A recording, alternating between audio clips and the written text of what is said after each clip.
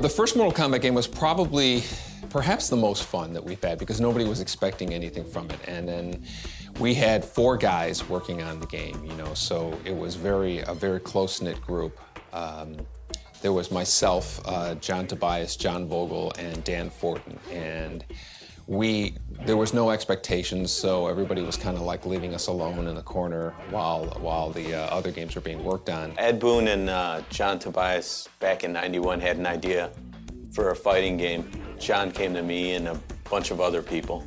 We were in our prime, more or less, doing the tournament circuit, practicing a lot of martial arts. Mortal Kombat really introduced a bunch of new things to just the arcade game industry. The first was visually, you know, we really had a great new technology, the digitizing graphics. Most games were done with sprites and looked a little bit more cartoony. And this was the first time that, you know, you would see images on the screen that looked like real people, and that, I think, attracted a lot of people to it. On that first one, we were also working with the old pinball and video game audio hardware, which was basically an 8-voice FM chip and a drum track. So very limited resources and a great challenge to see, you know, what can I get out of this that's gonna be effective and sort of give the pulse to the action. The first character we had, I think, was Johnny Cage. And it was like we really wanted to have him be big on the screen. So that was like the demo, you know, Johnny Cage versus Johnny Cage. There used to be an area downstairs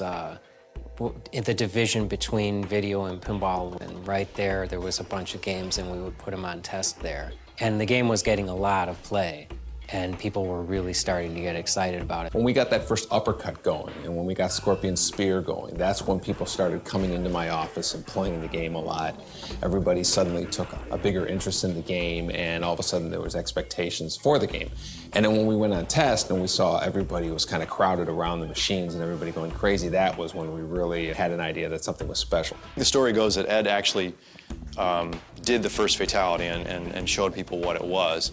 And then after that, people started figuring it out, and then they just started hitting random buttons, and then, oh, I got this guy's fatality. Back then, you couldn't go online and figure out a fatality. You'd figure it out yourself. I remember having notebooks full of every possible motion and going there with my friends going, okay, you take these 100, I'll take these 100, let's try to figure out these fatalities. And we'd figure out a fatality and then drive like 2 hours to another arcade where we knew there was a big group of people and do a fatality on them, like, yeah, we're not telling you how to do it, and then just leave. Whatever you learned was secret, and you kept it to yourself. So I remember a lot of people covering up the controllers and like doing fatalities, and that was like the greatest thing ever because there was no internet. Nobody knew how to do these special moves except for certain people. I stayed in the arcade until probably 5 or 6 in the morning, the first night it came in order to try and figure out all the fatalities before everybody else. So I got pretty good at it. I mean, that was one of the perks of working at an arcade. We would put, you know, in the corner, you know, how many wins in a row you had, and so people could see, and it's like this,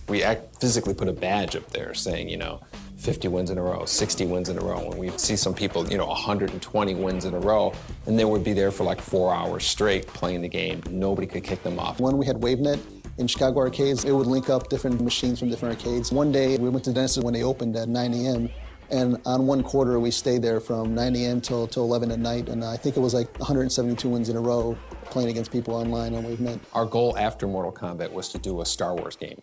And so we started talking about it, and we were doing all these plans. Our general manager at the time came to us and said, you know, what's this I'm hearing about a Star Wars game you guys want to do? And you were like, yeah, that's what we want to do next. And he said, no, you're not going to do that. You're going to be doing another Mortal Kombat game.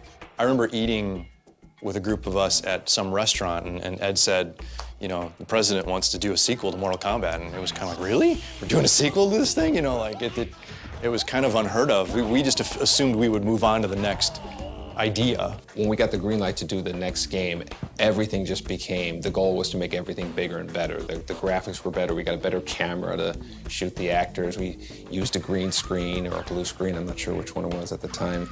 And we also got a bigger budget for the game, more people on the team. It was just, you know, bigger and better. Going in, it's kind of difficult because you're trying to top the originality of the first one, and you're trying to recapture that same sense of it being new and fresh. We did more moves, we added a couple more characters, and the success of that seemed to me like, oh my God, this is gonna be really big. We wanted to make everything bigger and better, so we got Tony Goski joined the team, and he did a lot of those kind of iconic backgrounds that people remember. When I started working on Mortal Kombat 2, is creating outworld environments. We kind of loosely knew what we kind of wanted to do, and just kind of like taking this Gothic Asian ideas and bringing it together and kind of creating like the look of Outworld. In the factory across the street from where we were at, the employees had T-shirts made that said Mortal Kombat 300. What was the 300 for? They were shipping 300 cabinets out the door every day. Each Mortal Kombat game was kind of like more and more intense in terms of everything, in terms of size of the team. We went from 4 people to like 6 people for Mortal Kombat 2, and then we had maybe 8 people for Mortal Kombat 3, and then every game that followed was it grew exponentially. And now there's over 100 people on the team. It's gone from a pretty garage band production type of thing to this entire almost movie-like production, just because of the scope of what we're doing and the technology and the amount of data that has to be produced. Some of the guys I grew up playing with that I would travel around and play with arcade to arcade and run into, in Long Island or in the city, I still see them playing nowadays, and the latest Mortal Kombat really brought a lot of that back.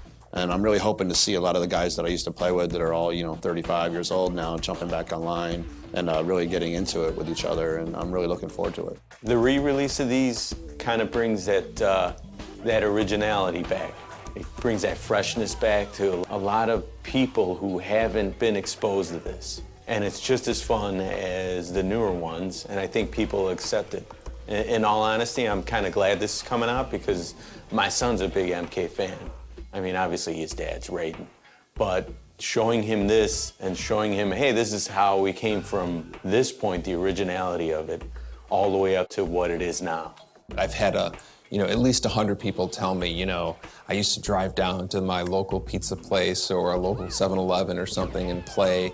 And the first time I saw a fatality happen and whatnot, it's very ingrained in people's youth and all that. So a lot of this is kind of like a service to that, is, people can buy all 3 games, kind of relive that whole experience of Mortal Kombat, where was I when. It's the first time that we're offering it all together, so, all 3 games, no matter when you join the whole Mortal Kombat roller coaster, you get to kind of relive all those memories.